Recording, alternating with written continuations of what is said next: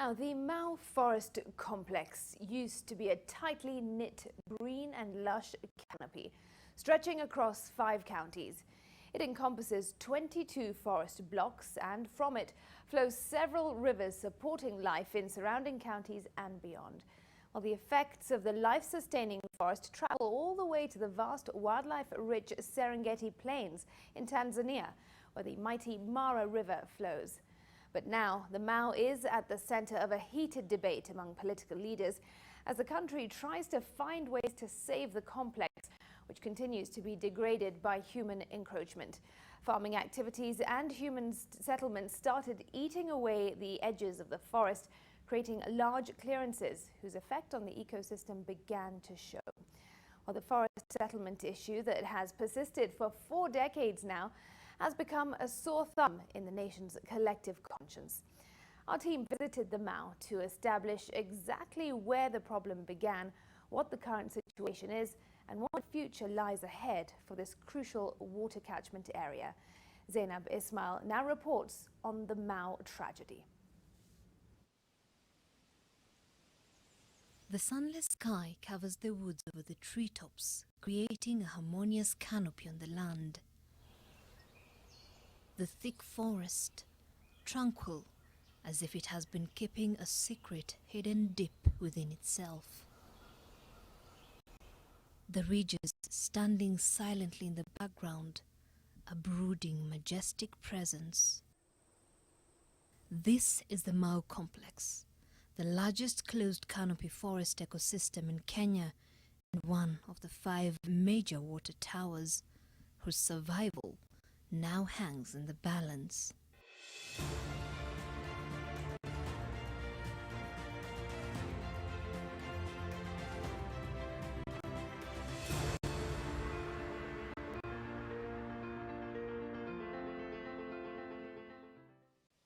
The vast Mau complex covers an area of 46,278 hectares.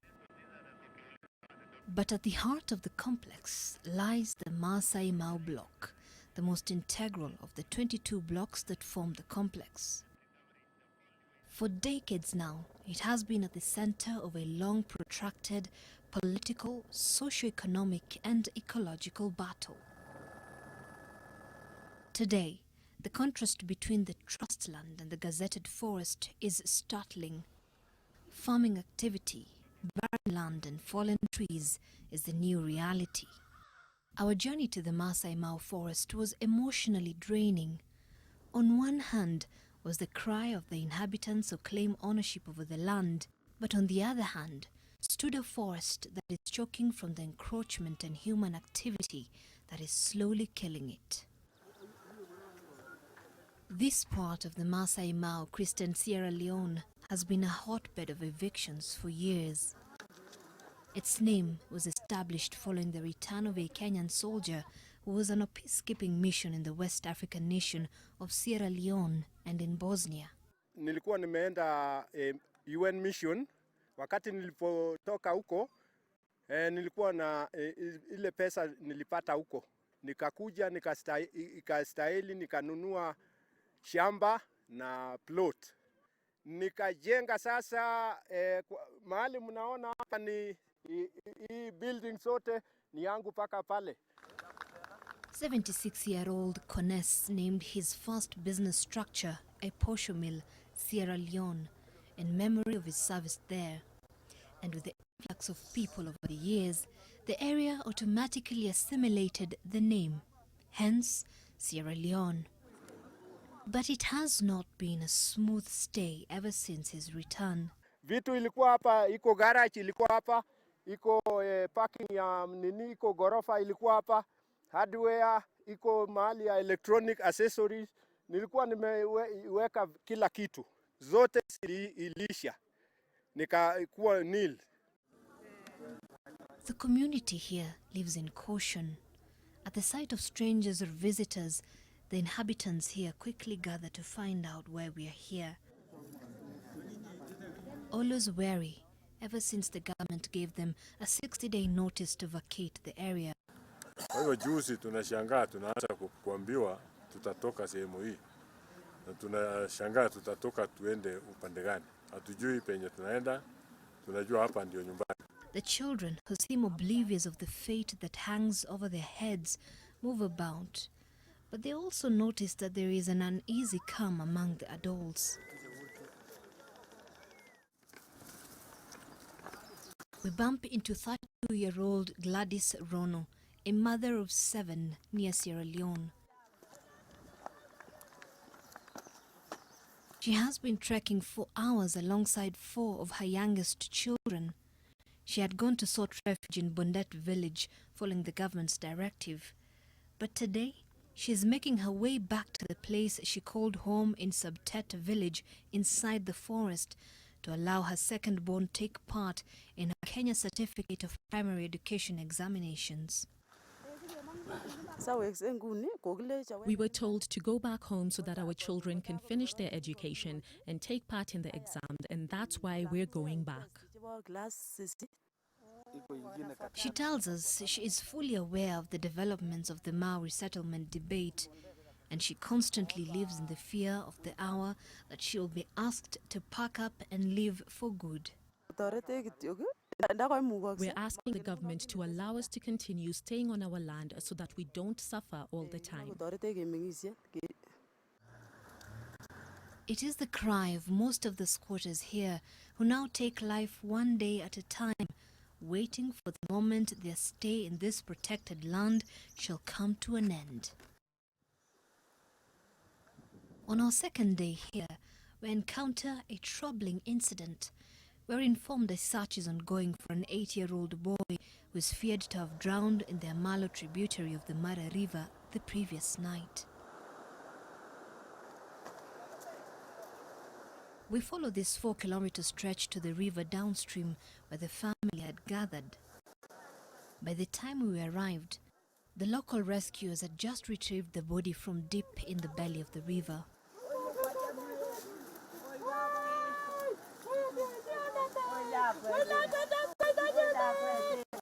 But for this family, this has been a double tragedy. They blame the government. Yo kijana juu area hii ni mgeni. Alikuwa anakimbilia usalama kutoka Mau, akapata makao kwa akaomba tu jirani hapa. Akapewa nyumba. Sasa baba yake alikuwa anaendelea kuleta mizigo huko.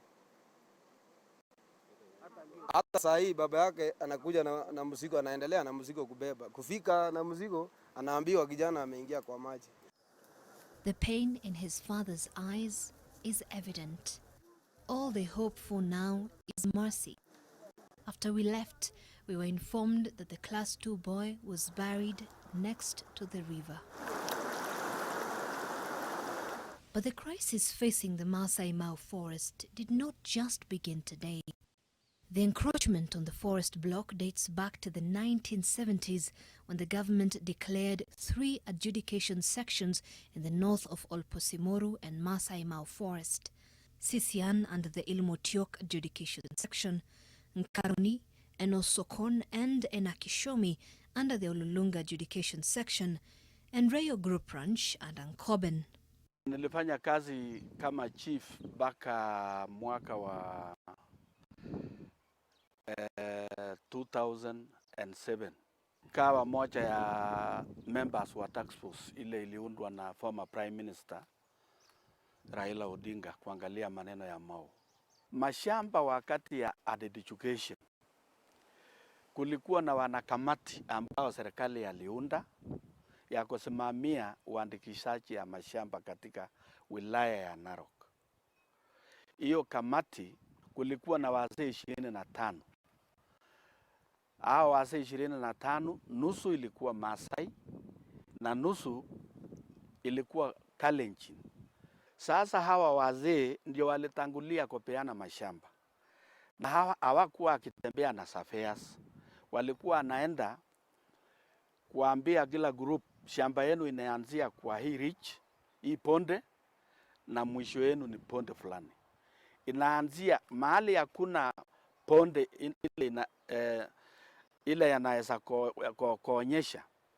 Wanaweza angalia vitu kama miti na wakabaliana.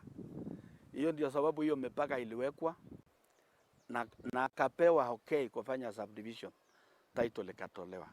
Sasa hii maneno ya kusema iliongeshwa, tulikuja sikia kujua juzi wakati hii maneno imetoka, lakini beleni tunajua haya mashamba ni mashamba ya watu. According to the Mao Task Force report, the group ranches illegally increased their sizes exponentially, creating the nightmare witnessed today. Sisian Group Ranch had 375 original parcels of land and a registered 443.5 hectares of land, but increased the area to 1,215.6 hectares, an excess of 772.1 hectares. Nkaroni Group Ranch, which had 188 parcels of land under 1,097.5 hectares, increased to 5,082.5, an excess of 3,985 hectares. Enosokon, which had 110 parcels in 155 hectares, increased their size to 653 hectares, an excess of 498 hectares. Enakishomi Group Ranch, which had 115 parcels under 1,275.5 hectares, increased to 9,271.5 hectares, an excess of 7,996 hectares. And Rayo Group Ranch, which had been allocated 34 parcels of land under 26 hectares, increased their size to 878.6, an excess of 852.6 hectares, which brought the total of an original 2,997.5 registered land ballooned to 17,101.2 hectares, an excess of 14,103.7 hectares. Joseph Carrier was among the task force, Mao task force, that was formulated during the time of Raila Odinga when he was a prime minister. And we made a lot of recommendations towards the settlement and the restoration of Mao. There are 5 group ranches that forcibly extended their boundaries into the Mao forest. So they went on with the expedition of the surveyor by then and a land adjudication officer who was called Mr. If I could remember, he was called Mr. Chepkurui. So Mr. Chepkurui was the one who was authorizing the subdivision. Those ranches that encroach on their forest, of course the records are there. We had leaders. We had the county council councillors. We had the former land committee of county council. I also need them to see them prosecuted. Yes, we have leaders of those ranches which encroach into the forest. We have past leaders, members of parliament from this region who also had acres in the forest. These are just rogue individuals within government doing their own things and causing all these problems. Yeah?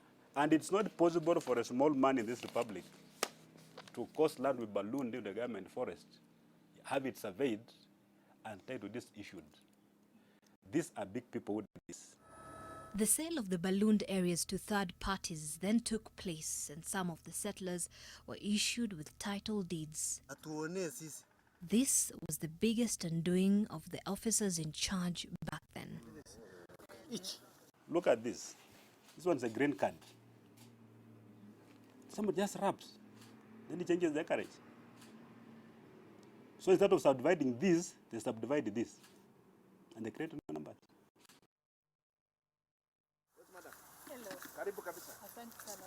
But according to former Bomet Governor Isaac Ruto, the Narok Masai Mao Trust land was set aside for settlement. This is an area that was meant all along, rightly or wrongly, for settlement as trust land under Narok County Council, as it were. This area has been mapped as part of the Great Mao, and they have 22 blocks. 21 blocks are gazetted government forests where there should be no debate. Anybody living inside should have gotten out yesterday or the day before. The problem we have is that the area that is in question at the moment is actually area that was earmarked for settlement. And indeed, the County Council of Narok went ahead to allocate. And they even engaged private surveyors plus government surveyors and issued out titles. And where there were the so-called ballooning, the county council issued a no objection letter. And there are minutes of the county council indicating that they had no objection to the extension of the group ranges, depending on the pressure from the settlers who are the Maasai people. How can you give Mau forest to a person? Yes, indeed, it's a trust land. But the specific purpose for that trust land was for conservation. And so nobody can tell us you can occupy the forest because it's trust land. It's trust land set aside with a purpose. And the purpose for the Mau forest, for the Mau, was to protect the forest. This then brought about the bone of contention that has remained a big debate, the boundary that separates the forest land from the settlement area. These boundaries are highly questionable. The only genuine boundary is the one that belongs to the national government forest. And that is where the Nyayo T-zones actually indicated as the cut line. The Nyayo T-zone did a good job based on facts and based on the coordinates that show you where the government forest ends. The rest is Maasai trust land. In trust land, there could never have been any boundary that had been gazetted. These are the one you're talking about, the Nyayo T-zone. It's not a boundary. It's not a cut line, it's just nothing. Yeah, it's not, cannot base anything cannot do anything based on that.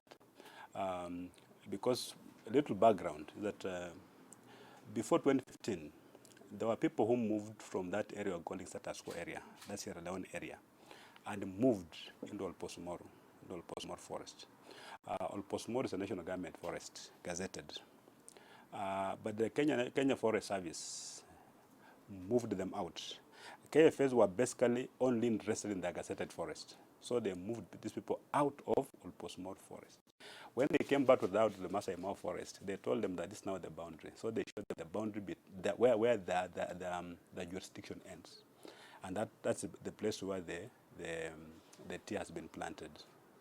Those who are arguing that the Nyayo Tea zone forms the basis of the boundary between settlement and forest, what they're telling us that the entire Maasai Mara, the 46,000 hectares, actually supposed to be settlement.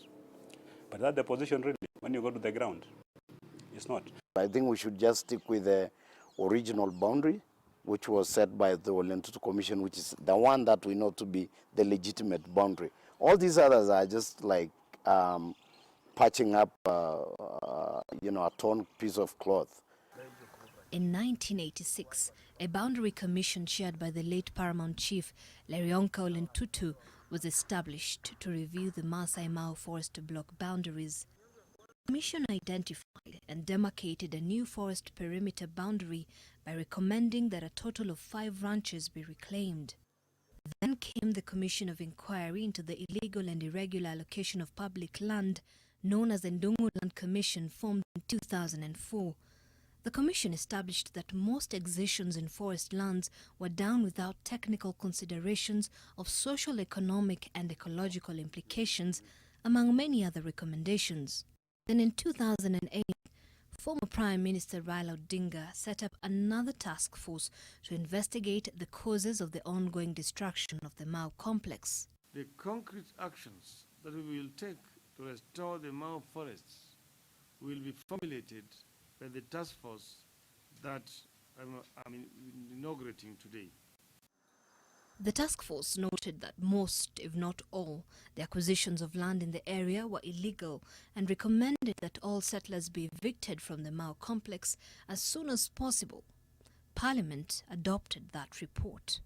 Former Baringo Central Member of Parliament Sami Mwaita, who was at the time Commissioner of Lands, former Presidential Aide Joshua Kolei, and former Permanent Secretary Zakayo Cheruyot were some of the 25 powerful individuals who were named by the task force for having been allocated land inside the forest. Also listed in the report were Olalarusi Investment Farm, former Councillor Korema Olesurum, Francis Lemiso Kipturkut, and Elgina Contractors. The challenge is that most of them register those parcels of land in the names of companies. Because the register of companies, the files have disappeared. So basically that land is government. And nobody's going to claim it. You can't claim it if you can't come out and say, I own this company. So the land belongs to who? And we are saying, who owns this land? Yeah? We can get the name of the company. You go to the record, the company is not there. The implication is what? The land is government. It has got no owner. But not everybody agreed with the recommendations of the report. Christopher Bore was among the 4 members of the task force that refused to sign the recommendations of the task force. Tukaangalia mambo mengi ambao tungeshughulikia ili tulinde haki ya watu na vilevile tuhifadhi mazingira. Tukaona agenda kubwa ilikuwa tu ni maneno ya cancel title. Ndio tukakataa. But at the heart of the entire debate is the issue of the legality of the title deeds that were issued. You'll find because there is a caveat that was imposed in 2009 that there should not be any activities there. You can't sell, you can't lease, you can't.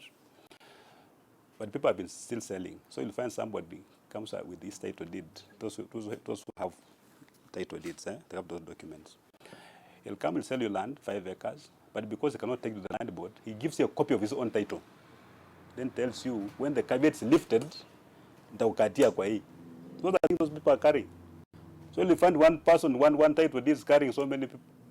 Yeah, and that's what I'm saying. You know, if somebody sold you land and we are telling you this land was not available in the first place, you know, to be disposed of, and you know the person sold you the land, you're asking the government, and you know the person who sold you the land, why can you tell the government, you know, this guy duped me into buying this land? Assist me get my money back, or assist me settle on this land, because some of them have huge tracts of land there who can assist these victims to go to those parcels. But now you are asking the wrong person. It's not the government who settled you there. You came and bought this land from a person who was not supposed to sell this land. Yeah. So tell the government, and that's what we are saying. That's why I've opened that office there. Come to us, provide documentary evidence that indeed I gave my money to this person, and this person is alive and you know him. Yeah. We'll use government machinery to ensure that these people who sold land illegally are actually arrested and taken to court. There was a mistake by national government, a mistake by county government or county council, and therefore, in fact, the settlers were completely unsuspecting when they came in there. There's been a lot of talk that tend to paint the people as forest hungry.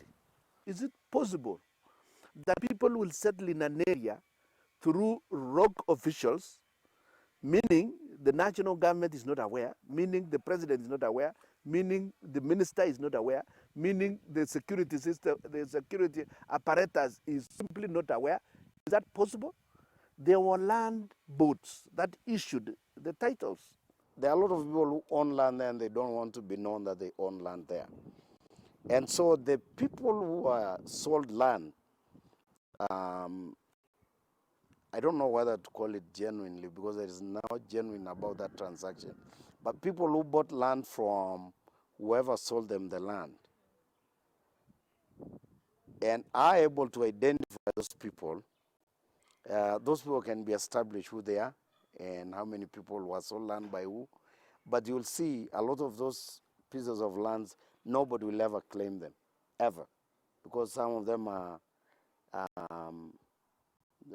owned by powerful people, powerful politicians. They don't want to be known.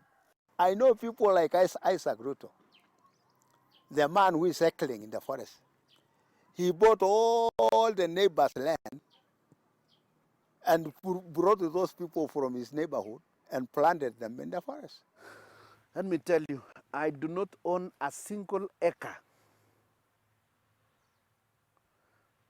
in Narok South. Either in the area so-called Masai Mau or anywhere near there, not even in Mulot. According to a report by the Ministry of Environment tabled in Parliament, 1,029 individuals have been named as the original beneficiaries of land allocations in Mau Forest. This land that is the subject of this deliberation was not available for registration and adjudication and issuance of title. It does not matter how many documents you describe as title deed you may possess.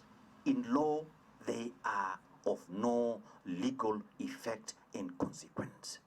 According to documents seen by NTV, some of the key officers who were involved during the extension of these group ranches included Francis Teituk, Joseph Muholi, George Gaya, Jackton Mogaka, S.M. Muketha, John Chepkurui, A.S. Bamusa, and J.O. Onyambu. They are said to have either illegally registered parcels of land, illegally increased some acreage, or failure to collect survey amendment fees for parcels of land they surveyed. I can confirm that all government officials who are involved in this, all the land registrars who were there during the ballooning and further subdivision of these parcels of land, all of them, to the last person, have recorded statements. Of course, some have passed away. Those who have passed away, we have confirmed with death certificates. Our officers have gone up to their graves and confirmed that these guys are dead. All the surveyors who participated in this, be they government surveyors, be they private surveyors, have recorded statements. All of them. Most of them have retired. Some of them, because of this, they were sacked. But all of them have recorded statements. And we have been able to assemble all the documentary evidence, all the green cards, all the topographical maps, and all documents, including even the Gazette notices for declaration of adjudication sections. We have all those. And many of these people actually just admit what happened because it was stupid. Like, not doing like this. How can you run away